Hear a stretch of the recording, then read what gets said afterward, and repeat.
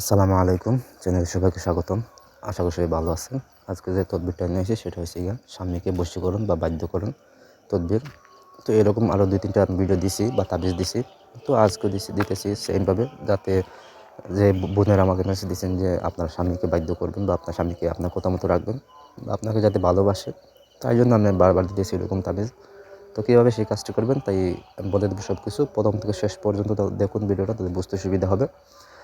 আমাকে দিয়ে যদি ওইরকম কোনো কাজ করতে চান বা যে কোনো পরামর্শ নিতে চান, তাহলে নিচে দেওয়া নাম্বার আছে স্ক্রিনে, এই নাম্বারে যোগাযোগ করবেন। ইমো, হোয়াটসঅ্যাপ বা সরাসরি কল করবেন।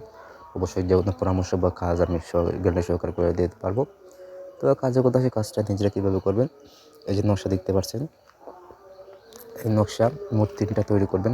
তাবিজ 3টা লিখবেন, পারলে স্বামীর কাপড় উপরে লিখবেন অথবা হয়েছে গিয়া এই ভোজপাতা লিখবেন।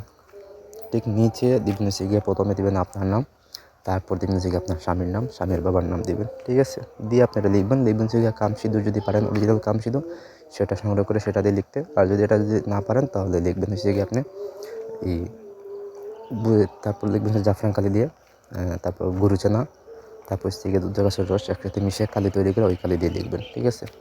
লিখে হয়ে গেলে আপনি করবেন কি, রোজ সোমবারে লিখবেন, রাত্রে গভীর রাতে লিখবেন। লেখা হয়ে গেলে যদি আপনার স্বপ্নে আপনার বাড়িতে থাকে, তাহলে একটা তাবিজ পানিতে 3 দিন ভিজাবেন, ভিজিয়ে পানিটা তারে পান করাইবেন। তারপর তাবিজটা আপনি নদী অথবা বড় পুকুরে ফেলে দিবেন। আর একটা তাবিজ আপনার সঙ্গে সবসময় রাখবেন। আর একটা তাবিজ হচ্ছে গিয়ে আপনি তার বালিশের নিচে বা তুষকের নিচে অথবা যদি গাছে লকটায় দিবেন, ঠিক আছে?